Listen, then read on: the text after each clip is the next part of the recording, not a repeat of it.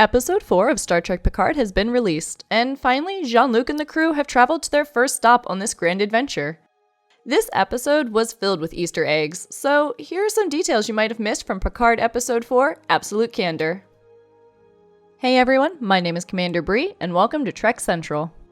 As a warning, this video will contain spoilers for Star Trek Picard Season 1, Episode 4, as well as minor spoilers for the recently released Picard novel, The Last Best Hope. You have been warned. Throughout this episode, there were many references to Trek that has come before Picard, as well as a few other details you might have missed. We've picked out around 26 details to tell you about today, so let's jump in. This episode starts with Picard beaming down to the colony planet of Vashti. Vashti was actually an early win for the relocation effort, with the colonists accepting Romulan refugees, with holovids of Romulan and human kids becoming friends. This started to shift the favor of the relocation efforts in a positive direction. The white suit Picard wears is oddly reminiscent of Belloc, the archaeologist in Indiana Jones's Raiders of the Lost Ark. Perhaps this is an intentional hint at Picard's passion for archaeology. The Romulan bar on Vashti is called the Romulan Social Club. In 2385, it was very welcoming, but in 2399, it only allows Romulan customers. The Qowat Milat are an order of Romulan warrior nuns. They only accept females into their order and have no laid-out hierarchy. They bind their swords, called Tunkalunk, to causes, and they also assisted Picard to help relocate Romulan refugees from their homeworld. Their main philosophy is that of absolute candor, where they are always truthful and have no filter between their thoughts and their mouth. And they are the natural enemies of the Tal Shiar in this respect, who are always secretive. Elnor was an orphan who was left with the order of the Qowat Milat, and even though the order did not allow for males, Zani decided to go against the rules and take Elnor in. He bonded very much with Picard, and Picard to him as well. Picard even reads The Little Prince to Elnor, a French novella that Picard himself was very fond of as a child. Picard brought Elnor a gift, the Three Musketeers. This isn't the first time the Three Musketeers has been referenced in Trek. Most notably, in the original series episode The Naked Time, Spock refers to a sword-wielding Hikaru Sulu as D'Artagnan, a character in the book. Picard has fenced numerous times throughout TNG, showing how good of a fencer he is. He even fenced against Guinan in the episode I, Borg. The gift Picard gives Zani is called Hanafak. It's a sweet candy originating from Inktus, the former world of the Qowat Milat. After having to leave their world, Zani began to miss these sweet treats, so Picard found some to give to her as a gift. It turns out Rios only has Klingon opera holovids on board the La Sirena. Klingon opera was a favorite of Worf, though many other characters described just how bad it was, which makes me wonder why Rios only has Klingon opera.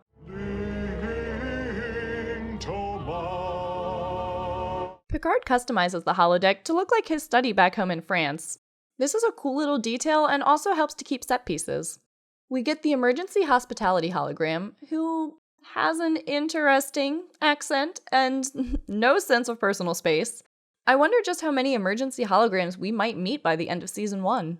The measurements from the study came from Zhaban, but the hospitality hologram says Zhaban in a way to sound more like Chabon.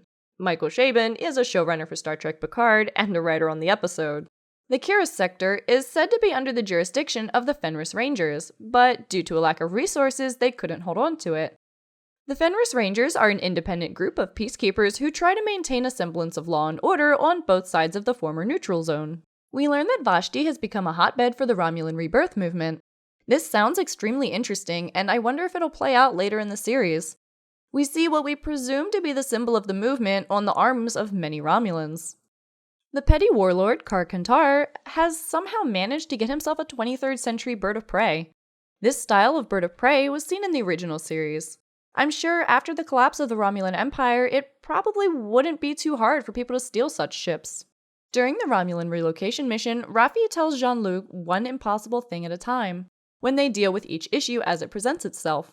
This was said by Raffi numerous times in the book The Last Best Hope. When we go back to the Borg cube, there are different-looking Romulan ships orbiting the cube. These look bigger than the transport ships we've seen previously, and could be the Romulan ships that we've seen in the trailers. While Soji is watching Yer Minur, there is a picture of herself and Daj on her table. Ramda talks about Gan Medan, a form of Romulan Ragnarok, where the Seb Sheneb will free the shackles of demons and bring about the end to everything. I wonder what it could actually mean. I'd like to think that the unshackled demons are actually the XBs and not androids. Narek and Soji drink a bottle of Romulan ale at a bar. This exact bottle can be seen in the Wrath of Khan.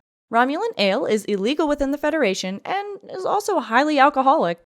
Narek is actually weirded out that the passenger list on the Federation ships are publicly accessible. Of course, he would, as a Romulan, wouldn't give that kind of information out. While Picard is talking to Elnor about Data, Elnor remembers that Data had an orange cat named Spot. Spot, of course, lived on board the Enterprise with Data in the Next Generation. Wallenberg-class starships are mentioned as being part of the small early rescue armada that Picard had with him before the one on Mars was completed. These ships are probably named after Raoul Wallenberg, who was a Swedish diplomat who helped tens of thousands of Jews from Nazi-occupied Hungary during World War II. This is a very apt name for a refugee ship, with the one helping the colonists of Vashti known as the Nightingale. Not only do Romulans live on Vashti, but also humans. There is a sign that can be seen which says No Romulans. Vashti used to be on the Federation side of the neutral zone and was home to a Federation populace. While the La Sirena is engaging Karkantar's bird of prey, Rios activates Emmett. Emmett is the emergency tactical hologram of the La Sirena and is a chill, laid-back, Spanish-speaking Rios.